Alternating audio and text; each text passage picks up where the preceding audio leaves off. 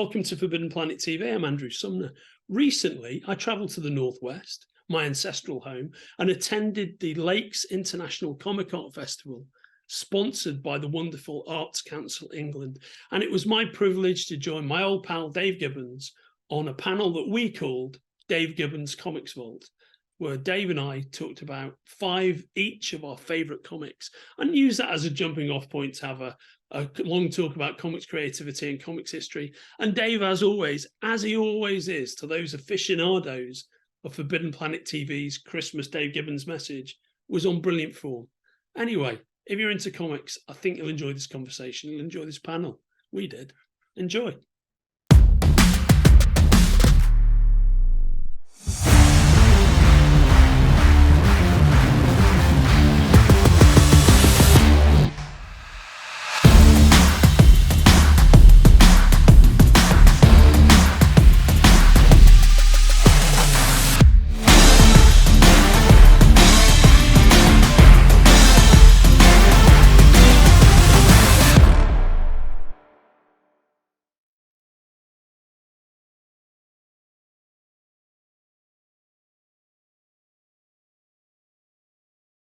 Hey, good afternoon everybody, and welcome to the Lakes International Comic Art Festival. Before we get going, I'd like to say a big thanks to our main sponsor, public funding sponsor, the Arts Council England. Thank you very much, and we're beaming out our love to the fine work that you do. My name is Andrew Sumner from Titan Comics and Forbidden Planet. I first met the man to my right on a comic book series we worked on about 20 years ago. I was obviously very familiar with his work before that. I was going to say I've grown up reading your work, Dave. I think you have. Yeah, it's true. It's true. And the thing about the man to my left is, I was a music journalist for a long time, movie journalist, and that old adage about never meet your heroes, I would say, is about 90% true. But every now and again, there is a glorious exception. And the most glorious exceptions, a person whose extreme charm and gentlemanly demeanour is matched only by their high level of talent, is Mr. Dave Gibbons. So let's have a round of applause for Dave.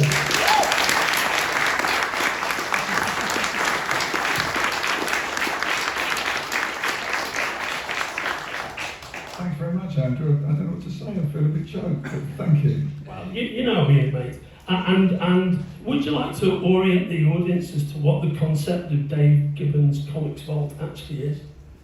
Well, it sort of started life as Dave Gibbons Desert Island Comics, where I nominated 5 comics and a favourite biscuit to take to, and that seemed to work really, really well. But it was just me talking about, you know, the comics that I take with me. But what's been interesting is getting to know Andrew over the years is that he's got a big kind of hinterland of comics as well.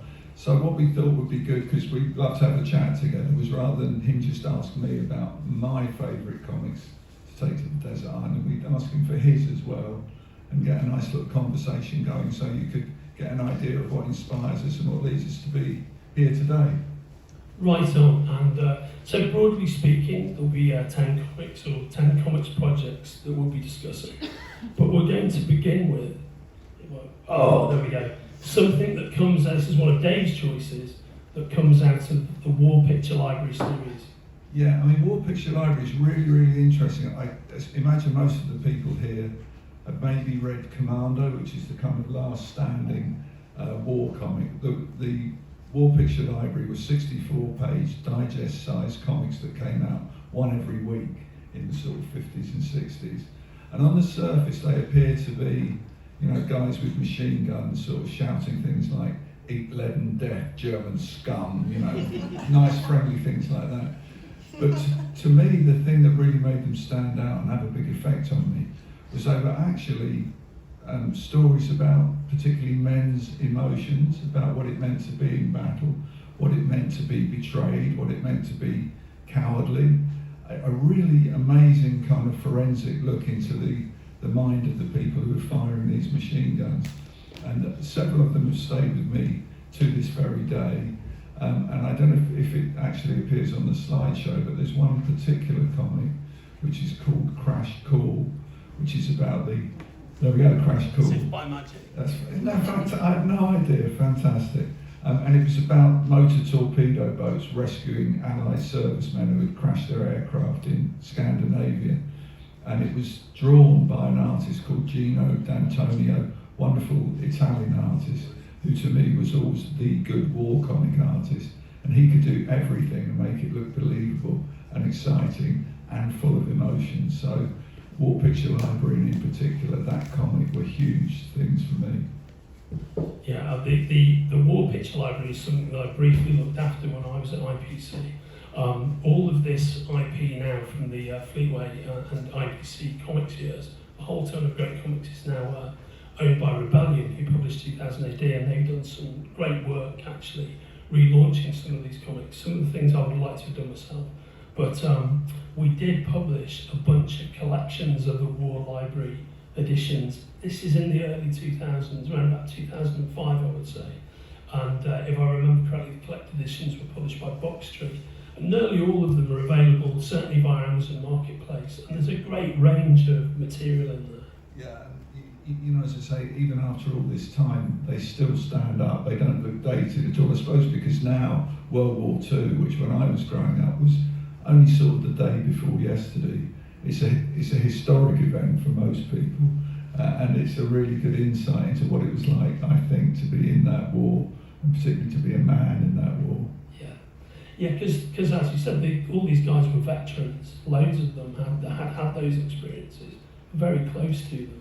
Well, that's true. I mean, a lot of the writers actually had been commandos or they'd been airmen or something like that, and of course a lot of the artists, because in the 50s and 60s, a lot of the artists who worked for British comics generally were Spanish or Italian. And in the case of the Italians, like Gino D'Antonio, they'd actually seen the war fought out in their backyard.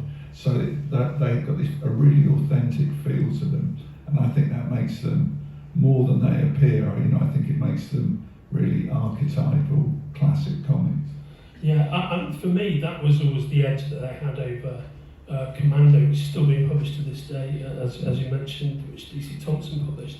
I think for me, if you look at War Picture Library, which is a Fleetway IPC series of books, it has much more of the edgy building blocks of what would become Battle Picture Weekly. Yeah. And it's essentially the difference between the mindset, if anybody remembers, between Battle Picture Weekly and between Warlord. Warlord is a bit more kind of what Ho-Chap, square-jawed, classic 1950s black and white war heroes that Richard Todd, for example. Yeah. Whereas there's a darker undercurrent to the War Picture Library, as there was to Battle, I think. Yeah, I mean, I think a lot of the people who worked on Battle had in their turn grown up reading those War Picture Library comics, and you got some really amazing work in Battle. I think the one that stands out for everybody, I'm sure, is Charlie's War, written by Pat Mills and drawn by Joe Calhoun, who's an incredible war artist. And it would have been great to have seen that as an ongoing 64-page-a-month series, you know. It's a really good format. Yeah, no, I agree. My grandfather, who turned me on to comics, and was a long-served soldier in kind of World War II before. He's from Liverpool. He used to love the War Picture Library series, and again, it was that almost anti-establishment thing that he liked, because he was always like, you know, he was a sergeant, he was a corporal, but at one point he ended up being in the same prisoner of war camp as Douglas Bader. And once upon a time I was a kid, that Kenneth Moore biography of Bader, Reach for the Sky, was on, and he sat there and he used a bunch of expletives I won't use here. He said, "You see that word right there? I hate that word right there." And I was like, "Well, that's Douglas Bader, you know, notorious British hero." No, he was a few more expletives. And apparently, because being an enlisted, most escape movies that you see, anything from World War II, like The Great Escape, you see what's happening to the officer class. You don't see what's happening to the enlisted men, who are getting regularly beaten and forced to dig trenches. And every time Douglas Bader tried to escape, Yeah. what would happen is the commandants would take it out on the enlisted men.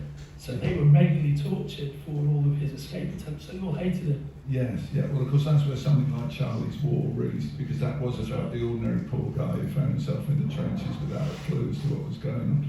There's something that's also worth mentioning about those war picture libraries, and it's a thing when you first see them, it looks almost incongruous. It's on the back pages where the adverts would be.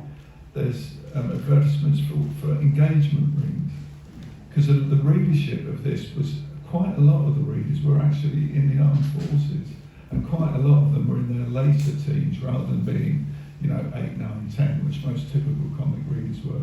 And they were, they were of an age where they might be thinking about getting married, and so this was a perfect place to advertise, frankly, rather cheap engagement rings. Absolutely fantastic. Let's move on, Dave. Let's see. I think, if I'm right in thinking that, yeah, we have the Spirit. Now, you have a lot of history with the Spirit and with its creator. This is one of my choices, and I'll explain why. This is the Spirit magazine that was published by Kitchen Sink in the early 70s, early 80s. This is the first issue of the Spirit magazine I ever bought, and I've been intrigued as a long-term Marvel and DC fan by the covers of the Spirit magazine for a long time. Didn't really understand what it was, didn't understand the artwork, but I knew that it was something of significance. I went on holiday to the States when I was 16, it's in 1980. When I landed at JFK, there was a comic mart happening at JFK, and the thing that I bought was that issue of the Spirit magazine. It was the first time I ever read the Spirit. I went back then and found out all the history and what have you. The interesting thing about the Spirit is that it was created not as a comic book and not as a comic strip, but as a 16-page comic insert, the Spirit section, that went into a federation of American newspapers between 1940 and 1954. And it is at its peak.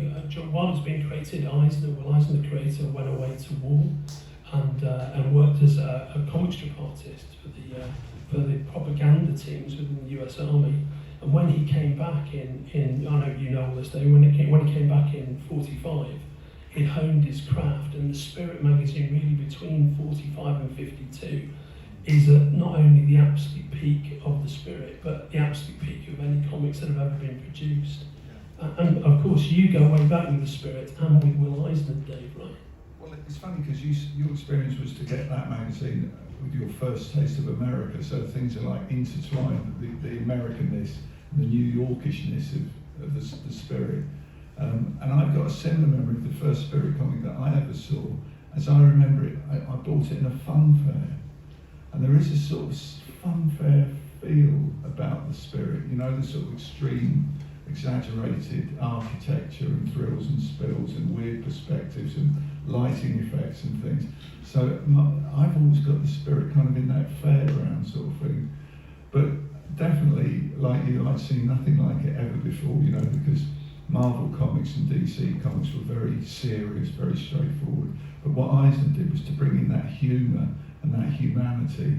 And again, I suppose I was saying about the war comics, there's something genuine and authentic about the emotions and about the relationships of the people in it. So yeah, I'm absolutely with you, the Spirit, and from that sweet spot in particular, there's really nothing else like it.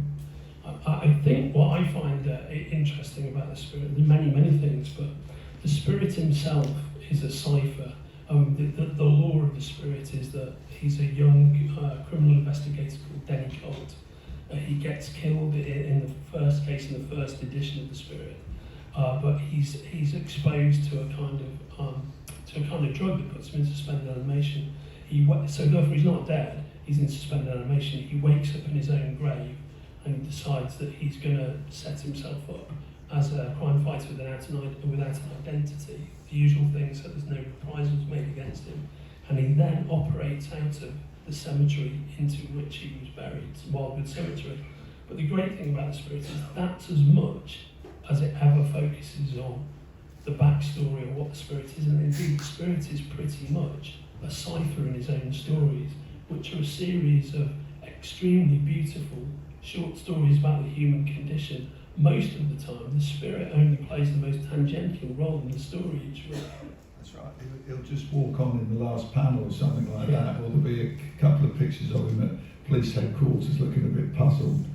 But yeah, that is the wonderful. So he's kind of everyman, really. Yeah, he really is. And of course, I was lucky enough to get to work on The Spirit with Alan Moore. That was the first thing we did after Watchmen, and it was a huge thrill, and it was one of those quite intimidating jobs, because if you wanted to do something well, it was The Spirit. And by that time, we'd got to know Will Eisner a little bit, and he was a wonderful, wonderful guy. Such a great encourager of talent, and you know, the guy who'd done it all. He'd written, he'd drawn, he'd penciled, he'd coloured, he'd merchandised. You know, he was somebody who knew comics backwards. So we didn't want to let him down. And Alan wrote a trilogy of actually just variations on the theme, because The Spirit's origin that you just mentioned kind of changed. It was a bit different, and we just told the 3 possible origins of The Spirit. But that was a great thrill to do that, and Alan gave me stuff to draw that was, you know, the equal of anything that Will Eisner got to draw. So I had no excuse if I screwed it up. It's a great, that's a great issue, great standalone issue. That's the first of the kitchen sink updates of The Spirit, wasn't it? Yeah. And the thing that made me proudest is because The Spirit did have a very checkered publishing sort of record. It had been published by many different people. The originals were really hard to get, so as you say, they were throwaway inserts.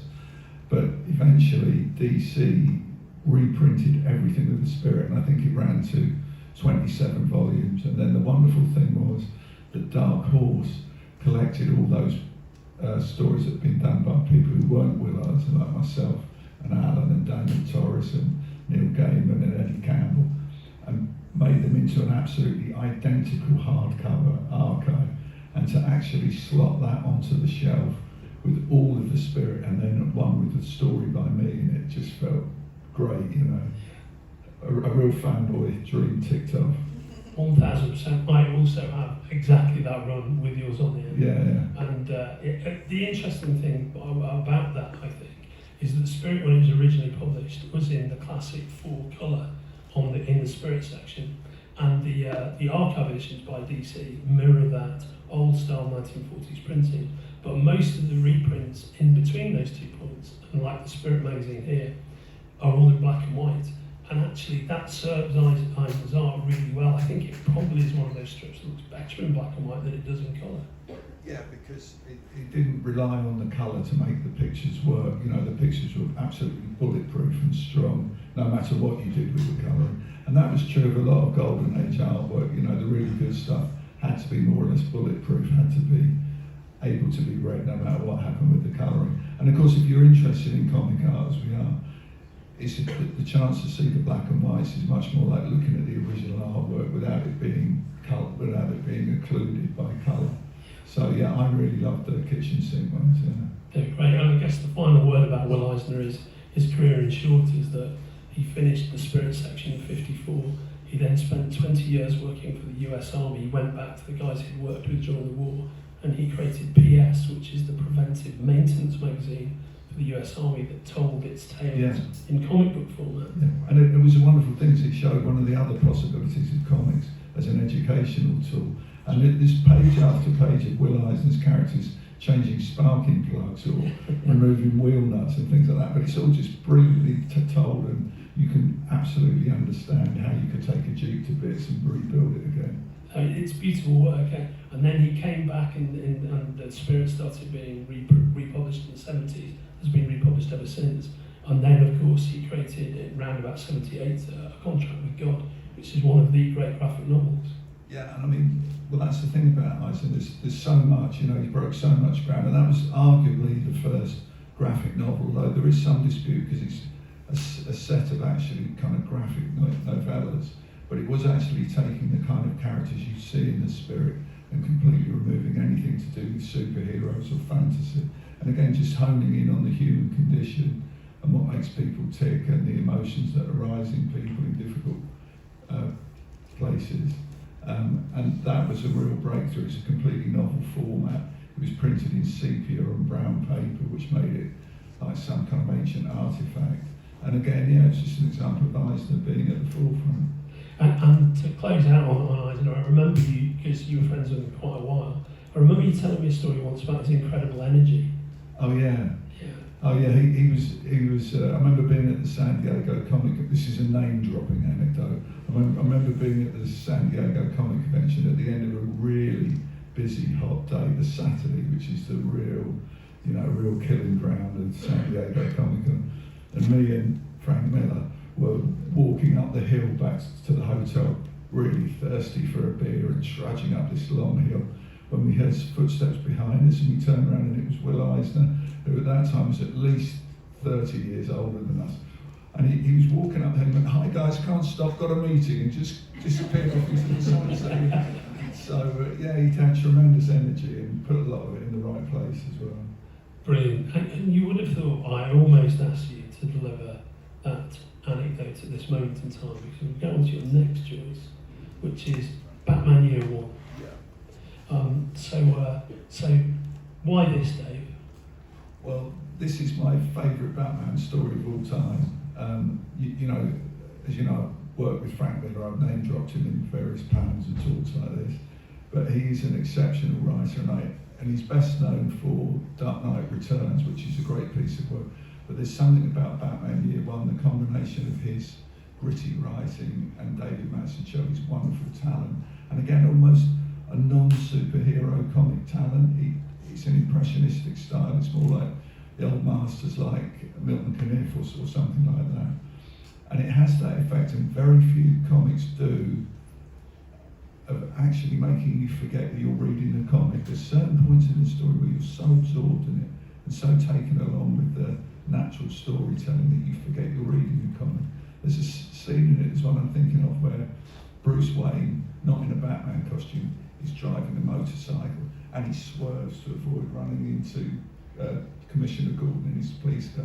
And I literally jumped. It was on a page and you think, whoa, you're going to get killed, So it's just a fantastic story. It's a perfect length as well. It absolutely sets the scene for subsequent Batman stories. I mean, if you look at the Christopher Nolan Batman stuff, it's that really. So yeah, that is my favourite Batman comic. I really couldn't agree more. I love it myself, and it's essentially, it reunites the team from Daredevil Born Again, right? So it's Frank writing and David Mazzucchelli on the art. I'm sorry? I'm saying it's David Mazzucchelli on the art, right? Yeah. Although I say Dave Mazzucchelli, but I understand it's David Mazzucchelli. Somebody corrected me the other day, so yeah. Interesting. And of course, it's interesting as well, David Mazzucchelli, because he did a classic run, as you say, on Daredevil, and this wonderful, closed-ended series about Batman, and then it's just sort of turned his back on mainstream comics and did all this kind of interesting independent stuff. He did a thing called Asterius Polyp, which is the most incredible, fresh, somewhat bewildering, but really ingenious thing that exploits all kinds of storytelling that you never seen in comics anywhere else. So I admire that as well, that he came along, did what had to be done, and just moved on. He could have drawn Batman for the rest of his life, but he didn't. Yeah. So interesting as a choice, isn't it, that he did that? It is. Yeah, and he's got a style that's hard to pin down as well. It's not very, I can't see what it's derivative of, it's very original. Yeah, he's completely himself. Yeah. And in a way, it's quite beautiful that he just dropped these two amazing series, and that's it. It's like my drop time, Yeah. Done. Exactly. That's it. Sticking with Batman, okay, so this is, I thought I'd come up with a Batman choice. Now, this is mine. Now, this is Batman 184. And the reason I chose this is the first Batman comic, not that I ever read, but that I was ever bought. So my granddad Pops came back from World War II. He served with an American unit, and he came back with a bunch of Batman and Captain America comics. But when I got sick in hospital in the mid-60s, this is the comic that he bought for me and brought to the hospital. And I have to tell you, the cover's amazing, as you can see. The interior is nowhere near as good as the cover. It's really quite boring stuff, But this is a period of time when the DC covers were really on fire. They did a lot of these mystery covers at the time. Interestingly, Batman 183 is the tie-in issue with the launch of the Batman 66 TV series. So it's basically Batman sat in the Batcave watching the title sequence of the Batman 66 show, and Robin coming in going, Batman, there's a crime in process, and he's like, not now, Robin, I'm watching myself on TV. But yeah, I'm afraid the answer to will Batman and Robin have been for 13 Nights and 13 Days is incredibly boring. It's so boring I can't even remember it, and I've read it multiple times. Yeah, because there was this golden time when most of the covers, and this one in particular, were designed by Carmine Infantino. Yes. It was one of the wonderful stylists of comics who could make anything look exciting. And they did covers like, stop, buy this magazine, or the Flash dies. You know, or we shoot the dog as well, you know. Yeah. So, yeah, they were great, and they would jump out at you, exactly what they're supposed to do. You see it on the newsstand, it just jump out, and you memorise those images forever, you know. Yeah, right on. That's beautiful stuff. Here we go, some more Gibbons goodness here. This is Broken Nose. Yeah. This is by Charlie and Giraud. Jean Giraud, of course, also known as Mobius. But his real commercial success back in those days, anyway, was the adventures of Lieutenant Blueberry, who's a US cavalry soldier, and just full of these wonderfully observed Western panoramas. You know, it's as much the setting as the characters that was astounding. All drawn in this really casual, extremely accurate, very atmospheric style. And I don't know how many he did altogether, but it was something like maybe 15, 16 volumes or so. But there was he really didn't want to be a Western artist, and in fact, I got to know an artist called Jean-Claude Messier a little bit, and he was best friends with Jean Giraud. And Jean Giraud always wanted to draw science fiction, and Messier always wanted to draw cowboys. But the way it worked out was Giraud, I hope you follow all these names, Giraud spent most of his life drawing a Western, and Messier spent most of his life drawing science fiction. He created Valerian, you know, the French space-time hero. But there was a point where Giraud was doing Westerns, I guess, in the morning and science fiction in the afternoon. And there was a period that it went through where his work incorporated the best of both. It had the super high detail of his science fiction stuff and his atmospheric kind of casualness of the Western stuff. And that particular volume, Broken Nose, Ned Cassé, is the one where both those influences kind of merge together. And it's some of the most astonishing artwork you've ever seen. He used to do his originals quite large, so that absolutely, there's rocks and trees going off into infinity, quite astounding stuff and very inspiring. Just when you think, I'm a bit bored with drawing, you look at that and you think, no, drawing is magic, it really is. I've been running some of the science fiction slides while you were talking, and his work really does have that incredibly magical, affecting quality. Yeah, and of course it is, although it's very hallucinatory, it's very much stuck in reality, in that if you look at it, what makes it real, it's the perspective and the proportion and his understanding of how to show depth in 3 dimensions. And that's what really stops it from just being stream of consciousness kind of garbage. It makes it into something with structure and power. Yeah. Well said, mate. Did you ever meet him? I did meet him on a couple of occasions. He was a very laid back guy, and I met him and had quite a talk with him. And then the next time I saw him, I went, oh, hi, Sean. He went, I said, Dave Gibbons. He went, I know. But then I did actually have one quite magical experience with him. Was when we were both guests at Dark Horse Comics at a dinner in London to do with one of the UCAT comic conventions. And they took a whole lot of us out to a restaurant that was one of those sort of trendy places where they had paper, tablecloths and crayons and pencils on the table so you could draw while you ate. And I found myself sitting next to Jean Giraud, and we had a little chat, as it turns out that both he and I are sort of quite long-term practitioners of Tai Chi. In fact, he actually at a convention once did something that I yet dare to do, which was when somebody said, oh, I understand you do Tai Chi, Jean. He said, yes, I will show you. And he spent the next 20 minutes of the talk just doing his Tai Chi for. Anyway, I had a little chat with him about that, and then he got one of the wax crayons out from the middle of the table, and he said, you and me, we make something together? So I said, yeah, sure. I thought, oh, he's going to do me a drawing. He's going to get that wax crayon, do a drawing, and I'm going to come But no, he got the wax crayon, one of the cans, and he melted the wax crayon onto a piece of paper and said, "Now you finish it." You know, so I tried to draw something that joined up the dots, and of course I did the same back to him, and he created an absolute masterpiece. But he was a very nice guy, very laid back, one of the true worldwide comic book gods of comics ever. And Dave, why did you choose Broken Nose specifically?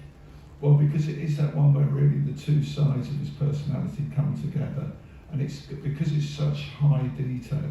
It's got a hallucinatory quality about it. It's like you can see too much almost. There's almost too much detail that makes it hyper realistic. So I think that's really why. And also it was a time when I was discovering a lot of European albums, and that one really sang out as being the best of the bunch. Yeah, that's very interesting. It's like the high watermark for that stuff, isn't it? Yeah, and I think he got really bored with, I mean, he was a professional, so the work always looked great, but I think after that it was kind of downhill. He'd had enough of it, and probably financially he didn't have to do it anymore. And then miraculously it was taken over by a guy called Colin Wilson, who'd grown up in New Zealand, and his ambition was not to be Jack Kirby or Steve Ditko or Jim Lee. He wanted to be Giraud. And he absolutely could draw exactly like Giraud, and actually took Blueberry over from him, which was a nice way for it to end up.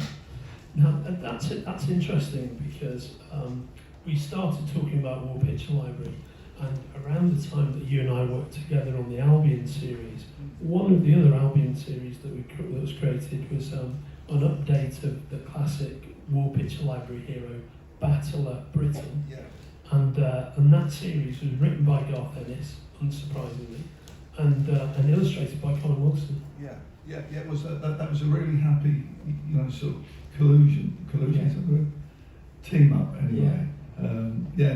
Colin made a great job of it, and he was also influenced by, I know I'm firing out loads of names, a British or Scottish artist called Ian Kennedy, who was the best War Picture Library air race artist, and to have Colin draw it with that sensibility, and of course Garth's stuff has always got again those qualities that I was looking for in war comics, that emotionality and that reality of people's lives.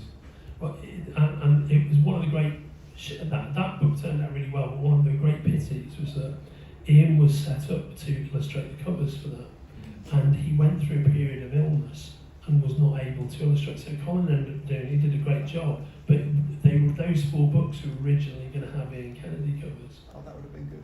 It would have been great. And he recovered, and he came back and worked for another 15 years. It's amazing. He carried working into his sort of late 80s with the same, attention to detail and the same vividness of his work. Yeah, it was a tremendous. I couldn't believe it when I got to know him. I thought, this can't be right. I was reading this guy's work when I was a kid, when I was 9 years old. Yeah. How can I be standing on a tube station chatting to him? It doesn't happen, A wonderful outcome. Yeah. So from high art we'll go back to. Oh, I see. It's a wrong footed myself here, because I didn't think it was going to be this. Let's talk about crime comics for a second, then, which is what this is. So one of the things I do in my numerous roles at Titan is I edit some of our crime fiction, and I specifically work with Max Allen Collins, who wrote Dick Tracy for a long time. He created the Road to Perdition. And his mentor was Mickey Spillane, the great private eye writer. And over the last 10, 15 years maybe, Mac has been finishing all of the outstanding manuscripts, the Mike Hammer manuscripts, because Mickey wrote a whole load of books he wrote half of and let them go. So Max has been finishing them. I edit those books, so I love crime fiction, but I love the glorious collusion of comics and crime, which is the rich history. And we're in a bit of a golden age of crime comics. So here we see the Parker series, created by Darwyn Cooke, the much missed Darwyn Cooke, phenomenal talent. Oh, incredibly, and he synthesised so many wonderful influences and just made it his own. His stuff is never other than absolutely stunning. Beautiful, and the Parker series about a long-term professional criminal, a really spur and very brutal books actually about the mechanics of crime in the 60s and 70s, what it's like to be a long-term professional heist criminal. And the lead character is Parker, who's a character almost completely without emotion. And Richard Stark is a pseudonym for Donald Westlake. And Darwyn really captured, these are essentially the last 4 things he ever did, and before his untimely passing, and he really captures the energy of that period of time and that period of entertainment, and honours the books. And that sort of 60s design effect, you know, sort of lots of angularity and intersecting planes and, you know, quite muted colour and that kind of stuff. Yeah, just really wonderful stuff. And when I was thinking of books to come up with for this prime section, I thought, well, maybe one of these, which I love them all, and they're all masterpieces. And then I thought, well, actually, maybe I'll go with the Brubaker and Phillips, because I know Sean is here at the show, and I'm a big Brubaker and Phillips fan, and I think their crime work is absolutely transcendent. And this is one of the latest series, Reckless, which is essentially their kind of like dark contemporary take of say, a Travis McGee style series character. Yeah. And it's set in the 70s and 80s, but seen through a prism of the present day. And each one is a masterpiece in effect. It's a great series. Well, it's great because, I mean, with Sean, it's like local boy makes good. I think he lives around these parts.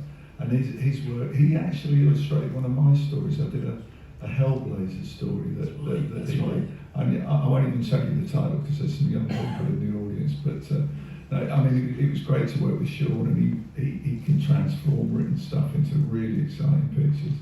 And Ed Brubaker, I think he and Ed Brubaker are a perfect team there. Yes. It's, you know, it looks like the work of one person, you know. Yeah, I completely agree, and it's beautiful stuff. If you've never checked it out, they're crime books. There's this, and there's the criminal series. It's just phenomenal stuff. But the one I actually went with is something I think is an underrated, unheralded gem, and this is the adaptation of Lawrence Block's 8 Million Ways to Die by John K Snyder III. Yeah, he's a very nice guy. Has a very, very unusual art style. So John worked on Suicide Squad back in the day with John Ostrander. He's done a lot of work with Matt Wagner, and I would say that his art has a kind of spectral angularity to it. There's lots of hard lines, and it has a kind of mystical quality to it almost. But the thing about 8 Million Ways to Die, it's based on the long-running detective series by Lawrence Block, and essentially the lead character is a fellow called Matt Scudder, who's an alcoholic ex-cop who's been involved in a tragedy, and he walks away from the police force, dedicates himself to drinking, but he does favours for friends, and favours for friends are him using his extreme high-level detective skills and an essential toughness to help other people out from Skid Row. Yeah, and 8 Million Ways to Die is one of the great Matt Scudder novels. But the interesting thing, I think, about what John did a number of things. He really captures the spirit of the book, but also Lawrence Block, who's really good, he's a curmudgeonly guy now in his 90s, phenomenal writer, but was one of Donald Westlake's best mates. We were just talking about the Parker books. Lawrence Block is a long-term comic skeptic. Yeah, doesn't really like comics, doesn't really like graphic novels, didn't like the Parker adaptations, and that makes him the only person who didn't like the Parker adaptations. But when John produced this, he did it, for that reason, he did it totally by himself. But he sent the galleys to Lawrence Block, who totally flipped out, was like, this has captured my book perfectly. It's the best adaptation of my work I've ever seen. So yeah, it's what he really does is capture the New York of the late 70s and early 1980s, pre-Giuliani, pre-being cleaned up, really, really well, with this kind of spectrally angular style. I have to check that out, I think. Yeah, and so I would say if you're looking for a crime graphic novel you haven't read, and that's an excellent piece of work, it would be this. And there's Scudder and there's his girlfriend Jan. What he also managed to do is really evoke a visual of Scudder that Scudder's never really described in the books, but John's version of him is kind of perfect. So I would say this is, for me, on this panel, this is a big sort of unseen gem. It was a popular book, but I think it could do with getting more eyes on it. Yeah, I mean, it looks really fresh. It almost looks like it's drawn from life or something like that, with all the grit and the technique he's used. It's a bit grubby and a bit Yeah. you know, earthy. Yeah, I should definitely check that out. It's published by IDW and it's still available. And now, Dave, we're into the one of your great heroes, the Jack Kirby section. Yeah. And a very specific piece of Jack Kirby work. Yeah, I mean, sorry. And a very specific piece of Jack Kirby work. Well, it's weird with somebody like Kirby, all this audience over here as well. With somebody like Kirby, he's done so much stuff over such a long career, and he's pioneered so many medium. Like, you know, he was the top superhero artist during the golden age of comics. Him and his partner Joe Simon more or less invented romance comics. They did Western comics, war comics. But for a little bit in the 50s, they did science fiction comics for a publisher called Harvey, who were mainly known for their humour magazines, but had this sort of weird little basement where they did sort of horror and sort of science fiction stuff. And I have told this story before, and if you've got my autobiography, you can read it in all its glory, but to kind of cut to the chase, when I was about maybe 7 years, no, older than that, let's say 8 years old, we did art in school one week, and the teacher said, "This week, class, you can do whatever you like, let your imaginations go wild." And so everybody started painting on it. Remember those old wobbly easels with that sort of sugar paper on it and powder paint and everything? So the guys are doing like racing cars or footballs, and the girls are doing princesses and horses and things like that. And the teacher came over to me and said, "Look, this is interesting, David. What is this?" I said, "Oh, please, miss, it's a spaceman, and he's been manacled to an asteroid and left to die." And she said, "Oh, how interesting." Anyway, what it actually was, there was a Kirby comic, Simon and Kirby comic called Race for the Moon, which was about the exploitation of space. And it had this particular story in it called Space Garbage, where it was about mining the asteroid belt and all the sort of desperados, you know, equivalent of the Wild West thing. And there was indeed this splash page of a guy manacled to an asteroid with these big metal sort of spikes through him, and his head all wonky and, you know, obviously not in a good state in a field of floating asteroids. And what I'd done is basically drawn that at school, passed it off as my own. But the inspiration was this Kirby thing. Anyway, years later, Titan Books were reprinting a lot of this Simon and Kirby stuff, and I said to Nick Landau, a mutual friend and the guy behind Titan Books, if you're going to publish this and you're going to have an introduction, you've got to let me write the introduction. So he said, fine. So I wrote a slightly longer version of what I've just rattled off to you, and it duly appeared in print, and it was great because I finally had it not in a broken down old comic, but in a hardcover volume. Anyway, Steve Saffel, the editor of the book, phoned me up afterwards, after it had been published, and said, "I don't know if you're aware, Dave, but now that we've got proper high quality scans of all of that work, Joe Simon, who's the last survivor of the partnership, is going to put the work up for auction. All his art, original art, is going to go up for auction. And if you're interested, you could probably get the original of that piece of artwork." And at that point, I'd been selling some of my artwork, and the guy who'd been my agent owed me quite a little bit of money. And I phoned him up and said, "Joe, there's a piece of art coming up on Heritage Auctions, and I want you to bid for it to the limit of what you owe me. I want that bit of artwork." So he did bid, and he did get it for me. And in fact, I got the whole 5-page story. But I've got that Kirby splash page behind ultraviolet resistant glass. And it's this man manacled to an asteroid, you know. And I've got that on the wall above my desk, so when I walk into my studio every morning, it's the first thing I see. And even after all this time, and God knows how many times I've looked at it, it still gives me that little twinge of what I really love about comics. The other thing that was interesting as well, having seen it thousands of times, is on the spaceman's left hand, you can see that the inker has smudged the ink and not corrected it. And there's something about that gives me great pleasure, you know, because it was inked by an artist called Al Williamson, who's one of the top EC artists. So it's a perfect combination.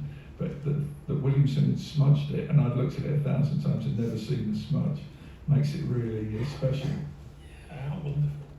Yeah, how wonderful. What are your feelings about Kirby's influence across the board? Well, I mean, in superhero comics, I mean, it's one of the biggest influences of the lot. He obviously influenced whole generations. And again, some people only saw Kirby towards the end of his career when arguably his powers weren't quite what they had been, but still a wonderful imagination, still an immediacy and a sort of thrilling quality to his work. But if you look at the whole expanse of his career, the work he's done, and somebody so prolific, not ever being precious about art, just treating it as a job. He'd get up every morning and he'd draw maybe twice as many pages as any other artist would draw in a day, and he just treated it like a working man. So there's a sort of an honesty to his work, and also there's a thing that happens with people like Kirby and Ditko who work really quickly. Although probably in real life they were quite conservative, straight-thinking people, because they've done all this work at great speed, there's something that's coming straight from their subconscious. There's an unfiltered quality to it, which is just pure imagination and energy. And I think that's the thing that I value the most of Kirby's work, that ability just to do it and get that energy out there.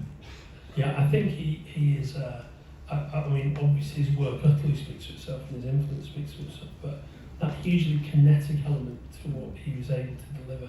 I mean, it's weird because the Kirby action doesn't look like any kind of action in the real world. It can only exist on the comics page with its forced perspective, but it looks just right when you see it. It conveys the movement brilliantly while not looking real. Yeah, well, I mean, I think that's true that he could draw well enough that he could exaggerate, he could take huge liberties because his basic understanding was right. Just one more little anecdote on the subject was, again, towards the end of his career, I finally got a Kirby piece to ink.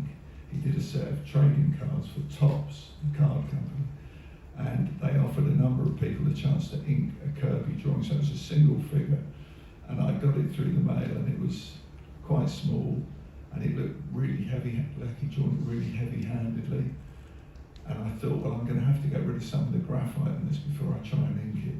So I got a putty eraser, which is like a glue tack, and rubbed it across the pencils to try and lift some of the stuff off. And as I did that, bits of the graphite came away, and it wasn't just like a dead line, a heavy old line. It had nuance and it had graduation to it, and it was a completely different drawing. So Kirby was still drawing with the same delicacy, but it was just buried a little bit deep in it. And I thought, am I actually going to ink the original, or should I just trace it? I thought, no, if you want to be a Kirby inker, you've got to draw it on Kirby's pencils. So I did as best as I could, which to be honest could have been better, but anyway. And then of course, I did what happened to all of Kirby's work over the years. Once the ink had dried, I erased all the pencil lines. So everything that Kirby had drawn was now just dust on the floor of my studio. And it's weird to think that all of Kirby's actual work is just that dust on the floor of Inca Studios. Yeah, that's very well said. What a beautiful thought. Yeah. So It kind of elegiac almost, you know what I mean? it's what? It's elegiac. Yeah. There's something sort of not sad about it, but it's sort of something. No, I should think of the right word eventually. But there is something quite sad about it. That Yes, the actual stuff is just gone. It's just chaos again. Yeah. But he's left a pattern behind. Yeah. I mean, nobody liked him for sure, and so great that you got that to inspire you in the studio. Yeah. No, it's a thing that gives me constant pleasure. I mean, I did pay quite a bit of money for it, but it was worth every cent. By the way, that collection is still in print and it's still very easy to find. Yeah. So And it's got all that brilliant horror, science fiction stuff in it. There's a whole series of them, isn't there? There's a whole horror, series. There's a crime one. There's crime, there's superheroes, Yeah. which has like Yeah. Private Strong and Shield and whatnot. Yeah. And in fact, the chap who Dave name-checked, Professor Steve Saffel, he edited that line. He was very close to Joe Simon and in fact wrote his biography in the last 2 or 3 years of Joe's life, which is a very interesting read about the golden age of comics and his relationship with Kirby. Mm. There we go. One last look. Space garbage. There we go. All right. Here's a bit of UK newsstand action. So for anybody who doesn't recognise these, and you have to be a certain age to recognise them, these are 2 of the Alan Class imprint of comics. So Alan Class was a packaging company that existed exist solely within the UK. And what they did over decades, but mainly the 50s, 60s, 70s, a bit of the 80s, they repackaged American comic books into a black and white format and were primarily sold in British holiday towns throughout the year. So the big peaks of their sales would be during the summer holidays in the UK, and you'd find them in all the shops that sell your buckets and spade and whatnot. They'd always have Alan Class comics in there, and the ones you're seeing here, these were actually so this is Uncanny Tales and Astounding Stories. What they would do is you in an Alan Class book, they'd have a colour cover and they'd be black and white, and you would get, one week you get some like 1960s Marvel mysteries drawn by Ditko. They did a lot of those. The stuff that Ditko and Lee did before the superhero comics, yeah.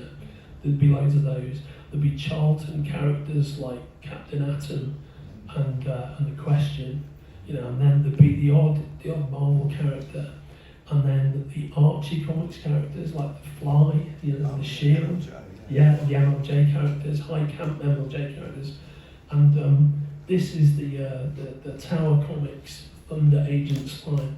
The reason I included this is I bought all of these. This would be in 1972 when I was about 9 years old, on holiday in North Wales from Liverpool. And the interesting thing about it was I didn't know what on earth these characters were. I'd been reading Marvel and DC for about 10 years, and it was the first exposure I regularly got these Alan Class comics. But as we were talking about a while ago, Dave, you get an Alan Class comic, and 1 week you get, 1 month you get something, but you wouldn't get a continuation of that story. The continuation of that story might be published 2 or 3 months hence. Yeah. So it was all over the place. But when I bought these, the Thunder Agents is like, I knew I was looking at something that was from exactly the same wheelhouse as DC and Marvel, but I didn't know what it was. I didn't find out what it was until years later. And real quick, what the Thunder Agents is in the wake of the success of the Batman 66 show, they set up a bunch of other full-colour comic companies in the US outside of DC and Marvel, primarily the MLJ line with the MLJ characters, and then Tower Comics, which produced Thunder Agents, which is essentially a mashup of the Man from U.N.C.L.E. and the Avengers. So it's essentially the Man from U.N.C.L.E. as superheroes, and Thunder stands for the High United Nations Defence Enforcement Reserves. There you go. Yeah. And it was as a concept, it's created by the great Wally Wood, one of the all-time great artists and inkers. Did a lot of great work for Marvel on the early Daredevils, but was a genius. And he came up with the whole concept of Thunder Agents. And what's interesting about it is, so basically when it first launches, there are 3 heroes. So there's Dynamo, who's the Captain America, the Superman of it. He has kind of a thunder belt that when he turns it on, it gives him superpowers for an hour or so. Yeah, thunder, yeah. More like Superman adjacent powers without the flight. Captain America maybe. And then there's No Man, who's an android with multiple bodies, run by the consciousness of the creator, of the professor who created him. And then there's Menthor, who has a kind of telekinesis and telepathy helmet. But what was interesting about all of it is that it was actually much darker in tone than DC and Marvel were at that time.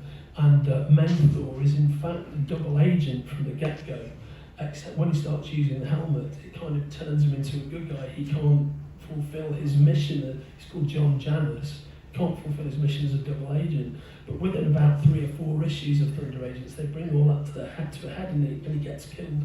All of which is unheard of at the time in regular DC and Marvel. But I read all of these in this black and white format, not sequentially in these Alan Class comics. The thing that I wish that I'd included is there's some great pictures of Ringo reading Astounding Stories from this period of time, having a fag and reading some copies of Astounding when the Beatles were on tour. But Alan Classic, you know, that existed for years, right? Oh yeah, well I mean, summer holidays were always the time when you came across unusual comics. Yeah. I can remember having big missing gaps in my Marvel collection, and then going to Skegness, not even Skegness, Yarmouth or something like that, and you'd find all the missing issues. I'd obviously been in a warehouse, and somebody had gone right to the back of the warehouse and thought, oh, it's summertime, there's all these bored kids with extra pocket money, throw them out there. So I picked up some, if you knew where to look, you could get some real rarities. And that's what's, of course, in the present era, what's kind of been lost from those long ago days of the 60s and 70s is the quest element of you get one thing and then the next issue, sort of 4 or 5 later, it takes you years to fill in your knowledge. Oh yeah, well, I mean, this is now definitely 2 old chaps talking about Right, but you would get on your bike, you get an idea of when the new comics were going to be out, and you get on your bike and cycle around all the news agents. And with one news agent where I used to live, he used to hold on to the bundle of DC comics until me and my mate arrived there, and he'd actually let us cut the string. And then we'd have first pick of the new American comics, which was brilliant. Yeah. One of the great things about growing up, there might be people in the audience who are aware of it, one of the great things about growing up in Merseyside in the 60s and 70s was they used American comic books as the return ballast for the furniture ships that went out to New York. So when those ships came back, my grandparents, my granddads were all dockers, when the ships came back, they were full of American comic books. So it was quite easy to get US comic books in Merseyside in a way that it wasn't always in other places in the south of the UK. And this was even in the bit sort of in the 50s when American comics weren't imported at all to the rest. That's right, and they were way ahead of the curve, yeah, way ahead of the curve. And they were particularly plentiful in the mid-60s and early 70s. Yeah. No, it's an interesting time, but these things are an absolute blast from the past. But again, this artwork, particularly the Wally Wood artwork from the early issues of Thunder Agents, because he just had that beautiful line to his artwork. Yeah, no, I mean, he was an early favourite of mine. He was incredibly skilled and accurate, and again, almost it was impossible that somebody could draw it because it was so well modulated and kind of simple as well. It was much simpler than it. Well, there was much more to it than how simple it looked, if that makes any sense, which is what I love. No, very well said, mate. Okay, Dave. So now we've got. This is your friend and sometimes collaborator, Mark Millar. Well, it's funny because this particular title, The Ultimates, made me become a fanboy all over again. You know, like I was saying, we used to cycle around on our push bikes, you know, to see if the latest issues were in. Well, this turned me into the person who haunted my local comic shop saying, "Is the new Ultimates in yet? Have you got the new Ultimates?" Because I think it's a real peak of superhero comic books, and sort of taking something that you thought you knew all about, like the Avengers, and completely turning it on its head. And it came up with such a fresh feel and such a fresh look that this is the version of the Avengers that you see in the Marvel movies. And I mean, Mark Millar and Brian Hitch absolutely, you know, did create that. There's no question about it. And the stories were really good as well. And what I've always liked about Mark, he's the master of the moment. And there's the one in this where Captain America's, the aliens say to Captain America, you better surrender. And he points at the A and says, "What do you think this stands for? France?" This is just brilliant. I mean, this is just a great line. And of course, Brian Hitch's artwork is just sublime. I don't know how he draws it as well and as quickly as he does. So yes, I did haunt my local comic shop until I had every issue, and then I bought the omnibus, so I had the whole thing. Yeah, and of course you, Mark, had great success with the Secret Service, Kingsman, which has gone on to be a mini industry of its own. Well, yeah, I mean, it seems to have calmed down a little bit. I'm hoping there will be more Kingsman because, you know, there was such a thrill to have anything to do with that. And particularly, I think the first movie, everybody I know, it's one of their favourite movies ever. I mean, it is so good. It's still so funny and it's so fresh. The thing, I've got no inside knowledge, but what I'd like to see is Eggsy, you know, our kid from the first couple of movies, now grown up to be the full secret agent, and him being the mentor to some other would-be agent. I think that could be an interesting story, and it sort of goes the full circle. So, but I've got no inside knowledge of that, but I'd love to see it myself. Yeah, me too. Fingers crossed, mate. Yeah. That's a great concept. And finally, another blast from the past. We have this is the Atlas Comics line. Do you remember this, Dave? I do, yeah, because they poached a lot of the better artists from Marvel and DC, didn't they? Right. Neil Adams did some stuff and Howard Chaykin and... Yes, so that's Chaykin's book, Scorpion, which is basically a precursor of the work that he did on Dominic Fortune for Marvel. It's basically the nascent form of Dominic Fortune, with the wrinkle that the Scorpion is immortal and has appeared at various points in human history. You know, but in this incarnation, he's like a pulp-style aviator. Yeah. But they seem to me to be almost like what you might call ground-level comics. They weren't underground comics as such, but they weren't like your normal overground ones, and they were again showing how things were spreading out and integrating different traditions. Do you know the backstory about Alice, Dave? Sorry? Do you know the backstory?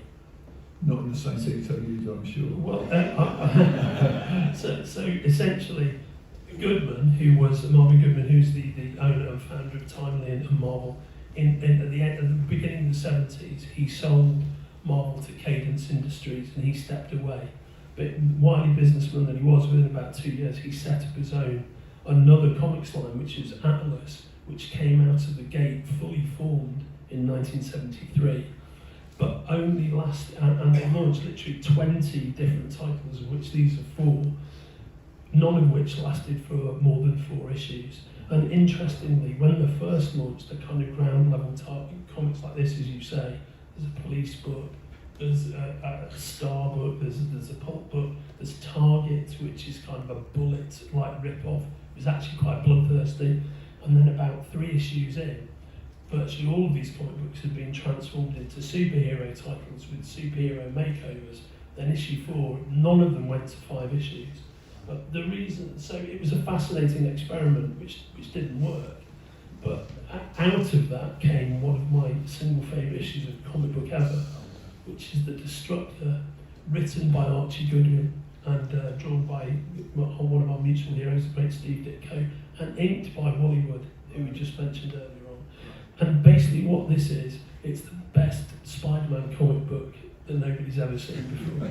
and essentially, it jams together 2 of Ditko's classic characters, Spider-Man and the Creeper, and it sort of melds their origins together. So what's kind of interesting about it is the dialogue's pretty good for a Ditko book because it's by Archie Goodwin, yeah, and it's Ditko and it's Wally Wood together, and they are just a phenomenal combination. You would think it wouldn't work, but Wood inking Ditko works beautifully.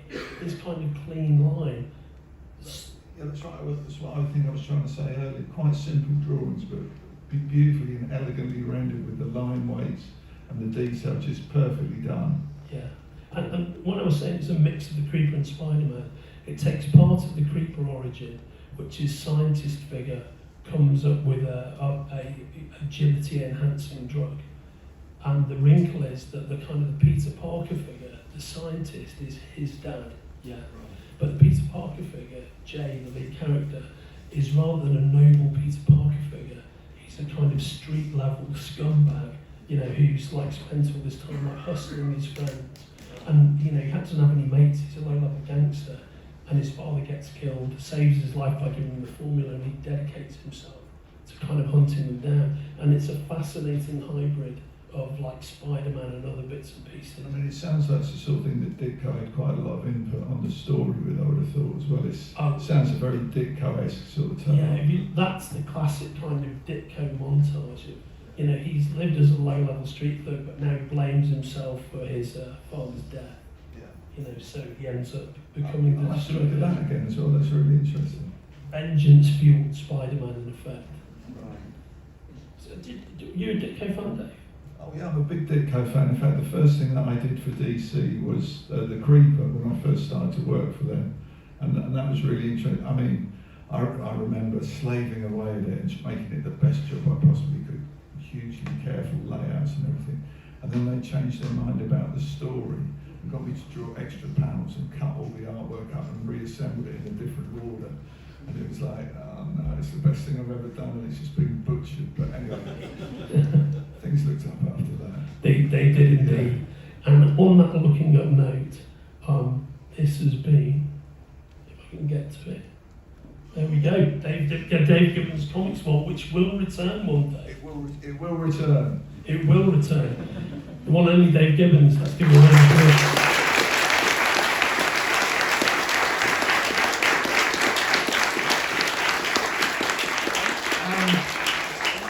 And the one and only Andrew Sumner. Thank you.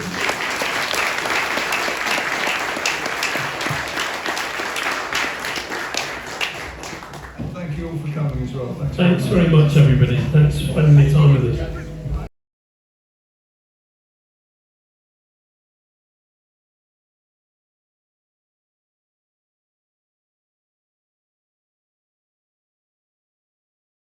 If you're enjoying watching Forbidden Planet TV and you're enjoying watching us talk to the world's most interesting and accomplished filmmakers, authors, artists, musicians, creators, subscribe right here.